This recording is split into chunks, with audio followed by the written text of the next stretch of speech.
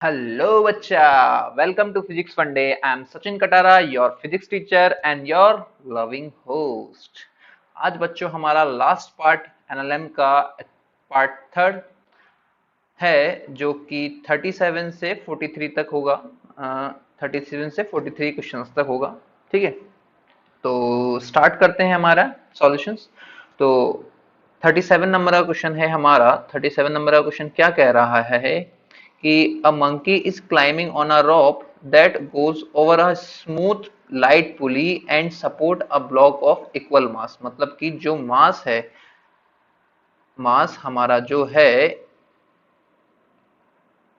इसका भी m है और इसका भी m है, मतलब मंकी का और ब्लॉक का मास इक्वल है। ठीक है, ऐसा कुछ कहा गया है। और shows that the whatever force the monkey exert on the force rope, the monkey and the block move in the same direction, same direction में मूव करें और इक्वल एक्सेलरेशन के साथ मूव करें। तो बेसिकली हम क्या कह सकते हैं यहाँ पे कि इसका हम एफवीडी बनाते हैं। एफवीडी में क्या होगा, इसका टेंशन लगेगा टी, mg लगेगा नीचे की तरफ, इस पर भी टेंशन लगेगा ऊपर की तरफ टी, और mg का लगेगा नीचे की तरफ। ब्लॉक का जो एक्सेलरेशन है हम मान लेते हैं a1 है। कितना है, a1। और मंकी का एक्सेलरेशन अपोजिट डायरेक्शन में a2 मान लेते हैं। क्या मान लेते हैं, a2। ठीक है, अब इन दोनों सिस्टम के लिए हम इंडिविजुअली इक्वेशन लिखते हैं। तो for M block, for M block, M block के लिए इक्वेशन लिखेंगे तो ये होगा mg माइनस के T equals to m into a1, equation number 1। For monkey, for monkey के लिए इक्वेशन लिखेंगे तो क्या होगी, मंकी के लिए इक्वेशन, मंकी के लिए इक्वेशन होगी t minus M G equals to m into a2, equation number 2, ऐसी कुछ होगी। ठीक है, अब बाय 1 + 2 कर देते हैं बच्चों। 1 + 2 करेंगे तो mg से mg कैंसिल, t से t कैंसिल, तो बेसिकली कितना आएगा, ये होगा हमारे पास ma1 प्लस के ma2 इक्वल्स टू 0। तो यहां से a1 इक्वल्स टू माइनस के a2 आएगा, a1 equals to minus a2। तो ये a1 equals to minus a2 क्या शो कर रहा है कि दोनों का मैग्नीट्यूड ऑफ एक्सेलरेशन इक्वल है, मैग्नीट्यूड इक्वल, मैग्नीट्यूड इक्वल। और जो डायरेक्शन हमने ली है a1 की या a2 की वो अपोजिट होगी। मतलब कि हमारा जो a1 है वो माइनस a2 है, मतलब कि ये अपवर्ड डायरेक्शन में रहा होगा। किसमें, अपवर्ड डायरेक्शन में। इसकी जो डायरेक्शन होगी वो अपवर्ड होगी, कितनी, a1। ठीक है, ऐसा कुछ रहा होगा। तो मैं इसको मैं रफ कर देता हूं और यहाँ पे लिख देता हूं ये अपवर्ड डायरेक्शन में ही a1, जिसकी वैल्यू कितनी होगी, a2 के बराबर रही। ठीक है, ऐसा कुछ। फिर सेकंड क्या पूछ रहा है, if initially both were at rest, मतलब दोनों के रेस्ट में, तो their separation will not change at time pass. तो हमें पता है जब एक्सेलरेशन इक्वल है, क्या, हाँ, एक्सेलरेशन इक्वल है a1 इक्वल्स टू a2, तो इसके लिए हम क्या लिख सकते हैं, डबल डिफरेंशिएशन ऑफ डिस्प्लेसमेंट, तो dx1 upon D T square something, और इसी को ले लिख सकते हैं D square x2 upon D T square. तो हम कह सकते हैं जो x1 और x2 रहा होगा, जो डिस्प्लेसमेंट मंकी ने और जो डिस्प्लेसमेंट ब्लॉक ने कवर किया होगा किसी टाइम t पर, तो वो सेम ही क्या होगा, सेम। तो ये भी हमारा प्रूफ हो चुका है। ठीक है, जो कि लास्ट था हमारा कि separation will not change at time. तो सेपरेशन चेंज नहीं हो रहा, x1 जितना ये ऊपर जा रहा है उतना ही ब्लॉक ऊपर जाएगा हमारा x2। ठीक है, नेक्स्ट क्वेश्चन देखते हैं। नेक्स्ट क्वेश्चन क्या है, ये मंकी वाले कुदुर कुदुर कूदने वाले ना। तो देखो मंकी वाला क्या है कि the monkey of B shown in a figure, B है, is holding on the tail of the monkey A. मतलब कि वही है, बी मंकी है, उसने ए मंकी का पूंछ पकड़ रखी है, जैसे कि ये पूंछ है, यहाँ पे ये पूंछ है ऐसे। ठीक, which is climbing up a rope, और ए जो है वो चढ़ रहा है इस पर, किसी पता नहीं किससे चढ़ रहा है, बस चढ़ रहा है। ठीक है, ऐसा कुछ है। अब the mass of the monkey A and the B is 5। तो इसका जो मास है ए का, ये है हमारे पास 5 kg, और बी का जो है वो 2 kg का मास है। ठीक है, ऐसा कुछ है। अब if A tolerate a tension 30 N in his tail, तो यहाँ पे जो जो मंकी ने टेल पकड़ रखी है, ये टेल, तो ये जो टेंशन है ये 30 N से ज्यादा नहीं हो सकती। मतलब ये जो मंकी इसकी पूंछ पकड़ रहा है, पूंछ बस 30 न्यूटन का ही फोर्स टॉलरेट कर सकती है, ठीक है, इससे ज्यादा नहीं कर सकती, इससे ज्यादा करेगी तो टूट जाएगी, ठीक है। तो अब पूछा क्या है, what force should it apply on the rope in order to carry the monkey B. तो हमें फाइंड करना है कि ये जो मंकी है ए, ये इस पर ऊपर वाली जो रोप है इस पर टी डैश कितना अप्लाई करे जिससे कि ये जो मंकी बी है उसे भी साथ में ले जाए ऊपर की तरफ, ठीक है। तो हमने बेसिकली इसको सिस्टम मान लिया और इनका जो कॉमन एक्सेलरेशन है वो ए मान लिया ऊपर की तरफ, क्योंकि मंकी बी ने तो बस पूंछ को पकड़ रखा है, वो ऊपर चढ़ नहीं रहा है, ओनली पकड़ा हुआ है। चढ़ कौन रहा है, ए चढ़ रहा है, ठीक है। तो हमने एक एक्सेलरेशन मान लिया, let both monkey move with a acceleration ऐसा कुछ है, ठीक है। तो क्या होगा फॉर बी मंकी के लिए अगर हम एफवीडी बनाते हैं तो वो क्या होगा, ये मंकी है हमारा, इस पर लग रहा है टी जिसकी वैल्यू कितनी है 60 न्यूटन, एम जी का लग रहा होगा नीचे जो कि है हमारा 20 2 इंटू जी, और ये एक्सेलरेशन हमारा a हो गया। तो इसके लिए इक्वेशन क्या होगी, t minus 20 equals to 2 into A. तो बेसिकली ये कितना आएगा, t की वैल्यू कितनी है 30 minus 20 equals to 2 into A. तो हमारा जो एक्सेलरेशन है बेसिकली एक्सेलरेशन कितना आ जाएगा 5 मीटर पर सेकेंड स्क्वायर, ठीक है। अब फॉर ए मंकी के लिए लगाते हैं, फॉर ए मंकी के लिए, फिर पूरे सिस्टम के लिए लगाते हैं, टी डैश लगाना है ना हमने, तो टी डैश निकालना तो पूरे सिस्टम के लिए ले लें तो ज्यादा इजीली हमें कैलकुलेट हो जाएगा। तो for whole system, whole system, तो होल सिस्टम के लिए अगर अप्लाई करते हैं बच्चा, तो ये क्या होगा कि ये पूरा मास कितना हो गया, ये 7 kg का मास हो गया, इस पे अप्लाई है टी डैश और एक्सेलरेशन दोनों का कितना है a, और यहाँ पे फोर्स कितना लग रहा होगा 7g का। तो बेसिकली क्या कह सकते हैं हम, T dash minus 7g equals to 7 into A. तो टी डैश की वैल्यू कितनी हो जाएगी 70 प्लस के 7 इंटू ए की वैल्यू 5, तो ये हो गया 35, तो ये हो गया बेसिकली 105 न्यूटन। तो मतलब कि अगर मंकी ए वाला इस फोर्स से अप्लाई करेगा तो हमारी जो टेल है बेचारे उसकी वो टूटेगी नहीं, मतलब इतना मैक्सिमम, ये मैक्सिमम फोर्स होगा, मैक्सिमम फोर्स जो अप्लाई कर सकता है, ठीक है। अब यहाँ पे एक और चीज हो सकती है, नेक्स्ट क्वेश्चन देखते हैं। नेक्स्ट में क्या है, मतलब इसी में नेक्स्ट पार्ट जो है हमारा, हो सकता है जो ये मंकी है वो इस मंकी को एक्सेलरेशन से नहीं एक कांस्टेंट वेलोसिटी के साथ लेके जा रहा हो। किस कांस्टेंट वेलोसिटी, क्योंकि अगर ये वेलोसिटी कांस्टेंट नहीं हुई तो वो क्या होगा, mg जो होगा हमारा, क्या mg, mg अगर t से ज्यादा हो गया, जैसे कि अगर निकाले तो v कांस्टेंट हो गया, v कांस्टेंट हो गया तो इसका जो पूरा सिस्टम का मास होगा वो हमारा कितना होगा 7 kg होगा, 7 kg। तो बेसिकली t की वैल्यू कितनी आएगी, t minus 7g equals to m into zero, acceleration zero है तो जीरो, तो t की वैल्यू कितनी आएगी 7 न्यूटन, t डैश की वैल्यू कितनी आएगी 7 न्यूटन। तो ये हमारा कितना होगा मिनिमम फोर्स जिससे वो ऊपर जा सकता है। अब इसको थोड़ा समझते हैं, मतलब कि जो हमारा फोर्स होगा, फोर्स 70 से 105 न्यूटन के बीच में रहेगा। थोड़ा सा इसे एक्सप्लेन करता हूं मैं आपके लिए। क्या होगा, जैसे देखो कि जैसे कि ये रेस्ट से स्टार्ट हो रहे हैं, किससे, रेस्ट से। अगर बाय चांस ये हमारा जो 70 है, 7 मतलब 70 न्यूटन जो है हमारा टी डैश से ज्यादा हो जाता, तो इसका जो मोशन होता मंकियों का वो नीचे की तरफ हो जाता, वो नीचे की तरफ घसीटते हुए जाते, ऐसा कह सकते हैं।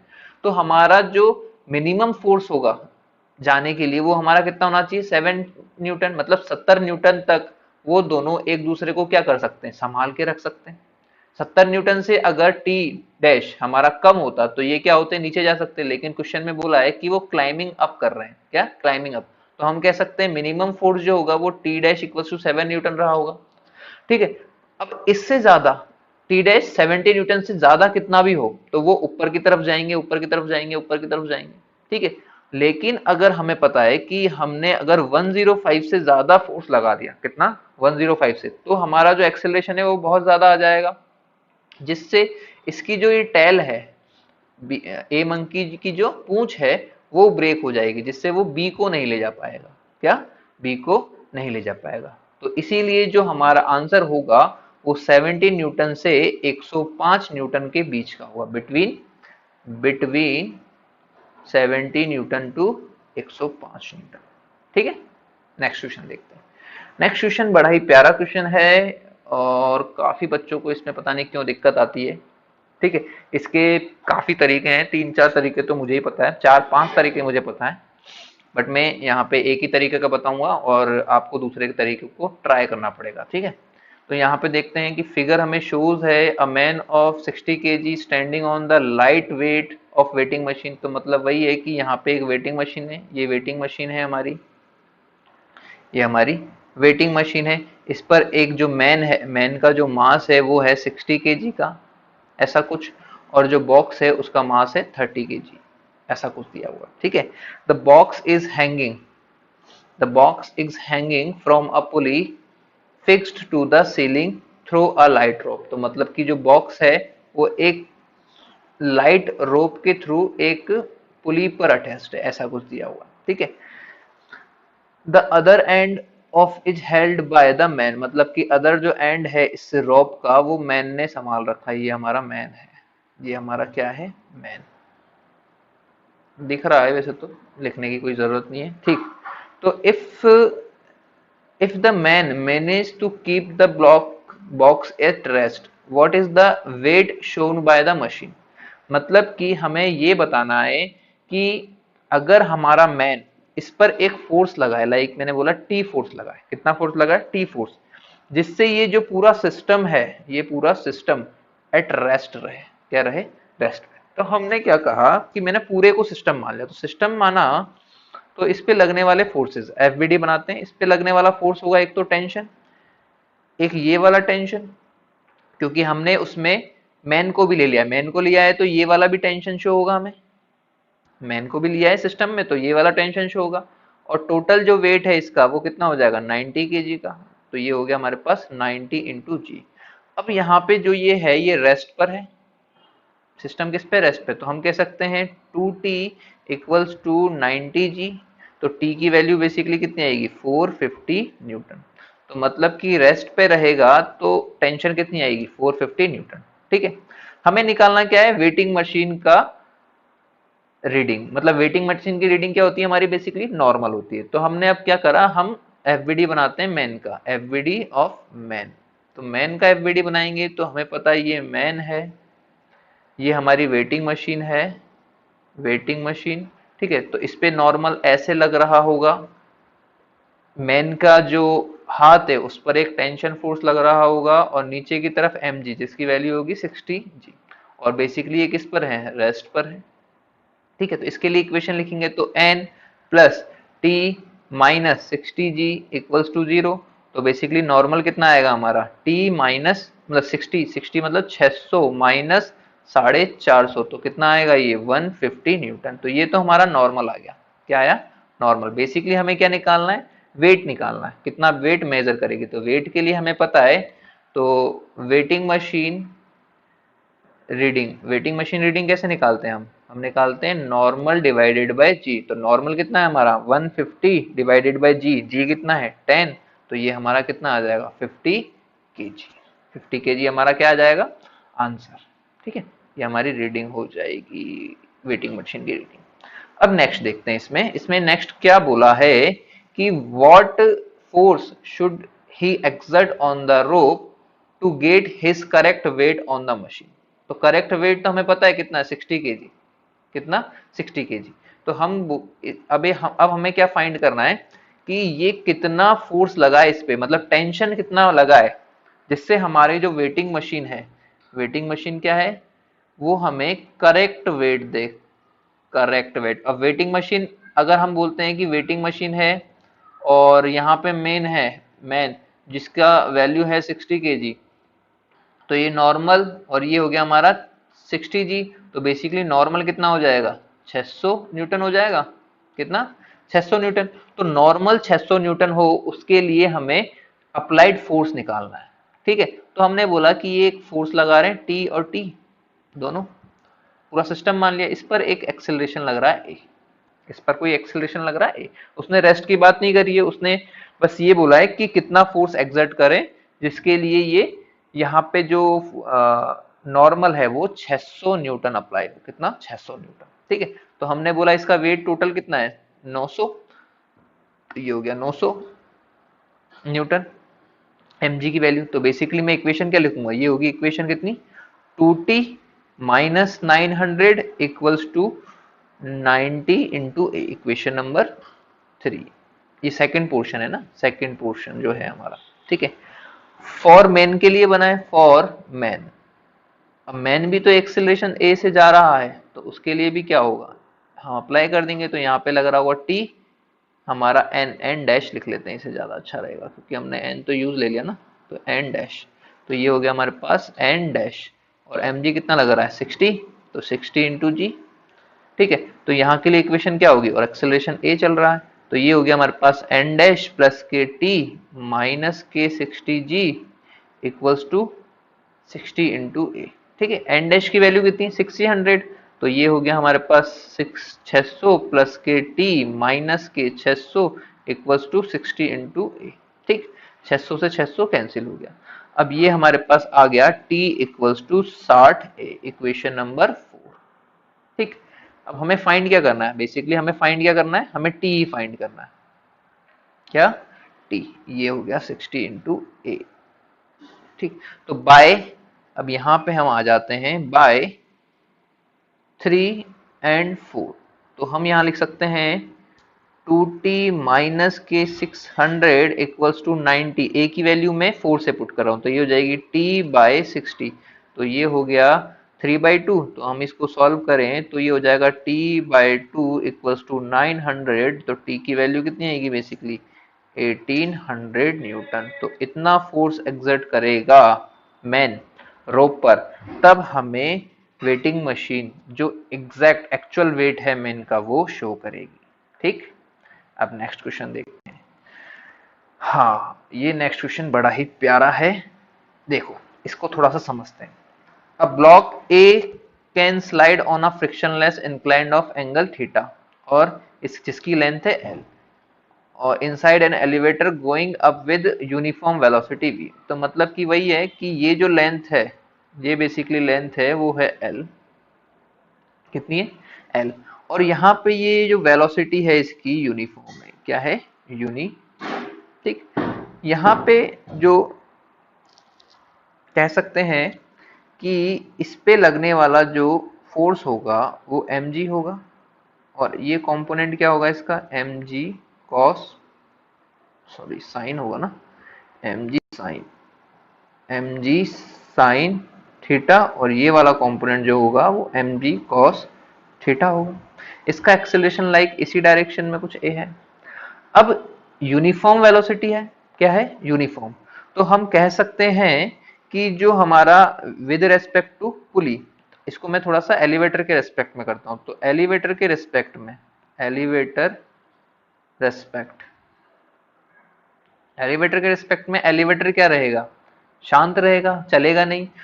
तो हमारा जो ब्लॉक है, ब्लॉक भी क्या रहेगा? रेस्ट पर रहेगा एलिवेटर के रेस्पेक्ट में, मतलब कि अपवर्ड और डाउनवर्ड, क्योंकि उस पर क्या देखें कि acceleration of block with respect to elevator, नहीं सॉरी, एक्सेलरेशन नहीं, velocity of block with respect to elevator जो होगी, velocity of block minus velocity of elevator होगी। अब वेलोसिटी ऑफ ब्लॉक भी क्या है? v है, और वेलोसिटी ऑफ एलिवेटर भी क्या है? तो ये जीरो हो जाएगी। तो मतलब अपवर्ड डायरेक्शन में तो मूव नहीं करेगा, अपवर्ड और वर्टिकल डायरेक्शन में मूव नहीं करेगा, लेकिन हो सकता है ये स्लाइड करना, स्लाइड तो कर सकता है ना इस डायरेक्शन में ये। तो इसके पास एक एक्सेलरेशन आ सकता है, उस एक्सेलरेशन की वैल्यू लिखें तो along incline plane, along incline plane, along incline plane हम लिख सकते हैं mg sin theta equals to mass into acceleration. तो एक्सेलरेशन हमारा कितना आएगा? g sin थीटा, ऐसा कुछ आएगा। ठीक, अब इनिशियली जो वेलोसिटी थी किसकी? ब्लॉक की, वो तो क्या थी? जीरो, क्योंकि रेस्ट पर रहेगा इनिशियली तो, और एक्सेलरेशन आएगा तब ये मूव करना स्टार्ट करेगा। तो हम कह सकते हैं by second equation, by second equation, second equation क्या होती है हमारी? s equals to U T plus के half A T square. S जो है हमारा बेसिकली वो कितना है, यहाँ पे ले लेते हैं एल, तो ये हो गया एल। यू तो हमारा बेसिकली 0 है, तो ये हो गया 0 प्लस के हाफ ए की वैल्यू कितनी है, G sine theta into T square, तो टी की वैल्यू कितनी आएगी, 2l upon G sine theta under root. तो ये वो टाइम होगा जब हमारा ब्लॉक टॉप से बॉटम तक पहुंच जाएगा, मतलब कि इंक्लाइन प्लेन पे रगड़ रगड़ के पसर पसर के यहाँ पहुंच जाएगा। ठीक है, तो टाइम आ गया हमारे पास under root 2l upon G sine theta. अब नेक्स्ट क्वेश्चन है हमारा 41 नंबर का। 40 नंबर 1 का क्वेश्चन क्या कह रहा है कि a car is speeding up on a horizontal road with an acceleration A, मतलब कि एक कार है हमारे पास, ऐसा कोई कार है जो कि एक हॉरिजॉन्टल रोड पर स्पीड अप हो रही है, मतलब एक्सेलरेशन है समथिंग। ठीक है, consider the following situation in the car, car के अंदर की बात कर रहे हैं। तो a ball is suspended from the ceiling through a string and is maintain a constant angle with the vertical, मतलब कि एक स्ट्रिंग है हमारे पास जिस पर एक बॉब है, ऐसा कुछ है। अब हमें पता है कि अगर हम यहाँ पे एक एक्सेलरेशन प्रोवाइड करें तो इसी के रिस्पेक्ट में, तो with respect to car frame की बात करते हैं, किसके, कार फ्रेम। तो कार फ्रेम में क्या होगा, a pseudo force is apply, a pseudo force is apply on bob, on bob, और शूडो फोर्स की डायरेक्शन क्या होगी, opposite to the acceleration of car. तो हमें पता है इसका जो एक्सेलरेशन है राइट में, तो इस पे शूडो फोर्स कहाँ लगेगा, अपोजिट डायरेक्शन में। कितना लगेगा, मास इनटू एक्सेलरेशन के बराबर लगेगा। इसका मास हमने मान लिया m है। ठीक है, अब इस पर शूडो फोर्स पीछे लगेगा। अब ये रेस्ट पे आ चुका है ना, क्या, कार हमारी रेस्ट पे हो चुकी है, कार एट रेस्ट। ठीक है, तो इस पे शूडो फोर्स लगेगा तो बॉब कहाँ जाएगा, पीछे की तरफ जाएगा, तो ये एक एंगल सस्टेन कर रहा है थीटा, कितना, थीटा एंगल। तो अब मैं यहाँ पे एक बॉब की कंडीशन बना रहा हूँ, तो ये बॉब था और ये एंगल इसने थीटा कंसिडर कर लिया, ये हमारा हिंज था। तो ये बॉब अब यहाँ आ चुका है, इस पे लगने वाला फोर्स कितना होगा, और एम ए होगा, एम जी नीचे लग रहा होगा, एम जी नीचे लग रहा है, बेसिकली इस पर कितना लग रहा है, टेंशन। तो ये बोल सकता हूँ ये वाला जो एंगल होगा ये थीटा होगा, ये थीटा तो ये वाला थीटा, तो ये हो गया हमारे पास t cos थीटा, और ये हो गया हमारे पास t sin थीटा। ठीक है, अब कांस्टेंट लग रहा है तो ये रेस्ट पे हो जाएगा बॉब। अब फॉर बॉब, तो बॉब की कंडीशन में क्या होगा, t cos थीटा जो होगा वो m इंटू जी के बराबर होगा, और t sin थीटा जो होगा वो एम ए के बराबर होगा। तो इक्वेशन नंबर 1 और equation number 2 by 2 divided by 1 करेंगे तो हमारे पास आएगा tan theta equals to A by G. तो बेसिकली थीटा कितना आ जाएगा, tan inverse A by G, जो हमें फाइंड करना था। तो tan inverse A by G हमारा आंसर हो जाएगा। तो फाइंड द एंगल, एंगल ही फाइंड करना है। ठीक है, अब सेकंड केस क्या बोल रहा है, सेकंड केस देखते हैं नेक्स्ट पेज पे। अ block is kept on a smooth incline, मतलब कि एक इंक्लाइन प्लेन है उस पर एक ब्लॉक रखा हुआ है, does not slip on the incline, मतलब कि इंक्लाइन प्लेन पर स्लिप नहीं कर रहा है, मतलब कि रेस्ट पर है। ठीक है, तो find the angle of the incline with the horizontal, horizontal से कितना इंक्लाइन एंगल बना रहा है वो हमें फाइंड करना है। ठीक है, तो हम इसको भी देखते हैं। तो नेक्स्ट क्वेश्चन नेक्स्ट पेज पे देखते हैं इसको। तो सेकंड जो है हमारा कंडीशन वो ये है, देखो ये हमारा इंक्लाइन प्लेन है और ये हमारा एक ब्लॉक है, इसका मास हम बोल देते हैं m है। मैंने बोला इंक्लाइन प्लेन का एंगल भी कितना है, थीटा है, थीटा मान लेते हैं, थीटा डैश बोल लो, थीटा डैश। ठीक है, ऐसा कुछ।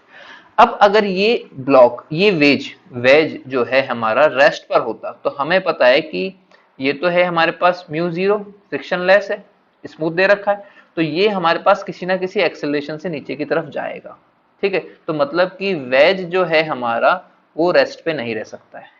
तो मैंने कहा इसके पास एक एक्सेलरेशन है ए का, कितना एक्सेलरेशन है, ए का एक्सेलरेशन। ठीक है, तो हमें पता है इस पर एक फोर्स लगेगा नीचे की तरफ, क्या, एम जी, और इसका ये वाला जो होगा ये M G sine theta, M G sine theta incline के plane along M G sine theta, और ये वाला जो होगा वो एम जी कॉस थीटा हो जाएगा। ऐसा कुछ होगा। अब हम वेज के रेस्पेक्ट में बात करें, किसके? वेज के रेस्पेक्ट में, वेज रेस्पेक्ट। तो वेज के रेस्पेक्ट में क्या होगा, ब्लॉक के पास एक शूडो फोर्स लगेगा, उसकी डायरेक्शन क्या होगी, अपवर्ड होगी। एक्सेलरेशन ऑफ वेज के, तो हमने एक्सेलरेशन वेज का कहाँ माना था, लेफ्ट डायरेक्शन में, तो इस पे जो शूडो फोर्स लगेगा वो राइट डायरेक्शन में लगेगा, कितना, m इंटू ए का। ये हमारा क्या है, शूडो फोर्स है, अपोजिट लगता है, और मास इंटू एक्सेलरेशन होता है। एक्सेलरेशन किसका होता है, उस सिस्टम का, उस फ्रेम का। तो फ्रेम हमारा क्या है, वेज, तो वेज का एक्सेलरेशन, तो हमने यहाँ पे माना ये रेस्ट पर है। अब क्या है, रेस्ट पर, एट रेस्ट, किसके रेस्पेक्ट में, वेज के रेस्पेक्ट। तो इस पे लग रहा है मास m इंटू ए, तो हम ब्लॉक का अब एफबीडी बनाते हैं। तो इंक्लाइन प्लेन के अलोंग बात करेंगे हम। यहाँ पे ये लग रहा है हमारे पास M G sine theta, M G sine theta. Pseudo force यहाँ लग रहा है मास इंटू एक्सेलरेशन। ये हमारा एंगल था थीटा, ये मतलब थीटा डैश, थोड़ी theta dash, theta dash, theta dash. तो ये है हमारे पास थीटा डैश, ये हो गया हमारे पास 90 माइनस थीटा, तो ये भी हो जाएगा हमारे पास थीटा डैश। तो इसके हम अगर कंपोनेंट करें तो ये हो गया हमारे पास M A cos theta dash, और ये हो गया हमारे पास M A sine theta dash, और एम जी का भी कंपोनेंट होगा तो M G cos theta dash. ठीक है। अब ये जो ब्लॉक है एम मास का, ये हमारा रेस्ट पर है, बोला हुआ है, क्या बोला है कि find the angle of does not slip on the incline, मतलब स्लिप ना करे, तो ये रेस्ट पे है। रेस्ट के लिए क्या होना पड़ेगा, along incline plane, along incline, along incline plane. तो हमें पता है ये एम जी साइन थीटा जो होगा वो M A cos theta dash के इक्वल होना पड़ेगा। तो यहां से अगर हम थीटा डैश निकालते हैं तो tan theta dash equals to A by G होगा, तो थीटा डैश कितना हो जाएगा, tan inverse A by G. और टेन थीटा डैश क्या है, थीटा डैश हमारा हॉरिजॉन्टल से इंक्लाइन प्लेन का एंगल है, जो कि हमें पूछा गया है। ठीक है, ठीक। अब नेक्स्ट क्वेश्चन देखते हैं। नेक्स्ट क्वेश्चन बच्चों बड़ा ही प्यारा क्वेश्चन है, मतलब बहुत इजी है लेकिन कंसेप्चुअल क्वेश्चन है। देखो कंसेप्चुअल क्वेश्चन कैसे हैं अभी पता चल जाएगा। A block is kept on the floor of an elevator at rest, the elevator start descending with an acceleration of 12 metre per second. मतलब कि वही है कि एक एलिवेटर है हमारे पास, लिफ्ट है, लिफ्ट के फ्लोर पर एक ब्लॉक रखा हुआ है, मास है m। ठीक है।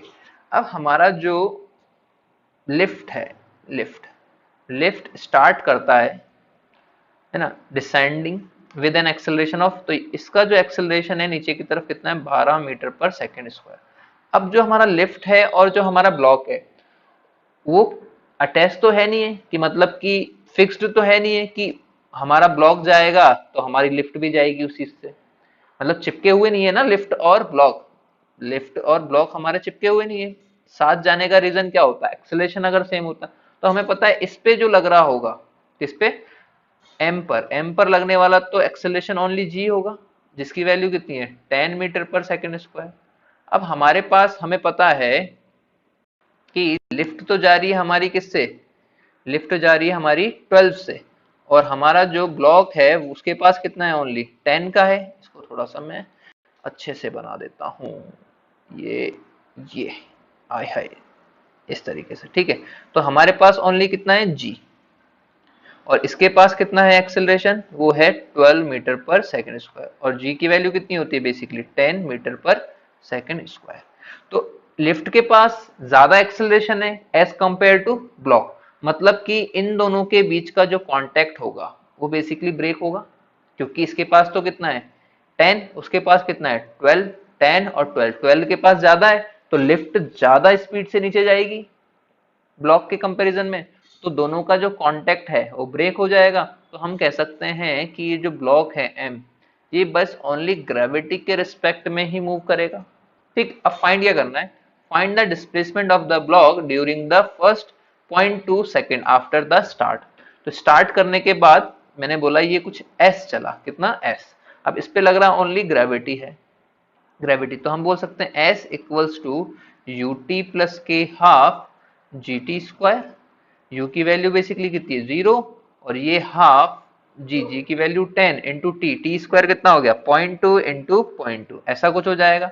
तो हमने इसको यहां से सॉल्व किया तो ये हो गया हमारे पास 10 से 10 कैंसिल हुआ, 2 से 2 कैंसिल हुआ, तो बेसिकली कितना होगा 0.2 मीटर। तो हमारा जो डिस्प्लेसमेंट होगा वो कितना आएगा 0.2 मीटर के बराबर। ठीक है, तो ये हमारा एनएलएम का पूरा जो डिस्कशन है वो खत्म होता है।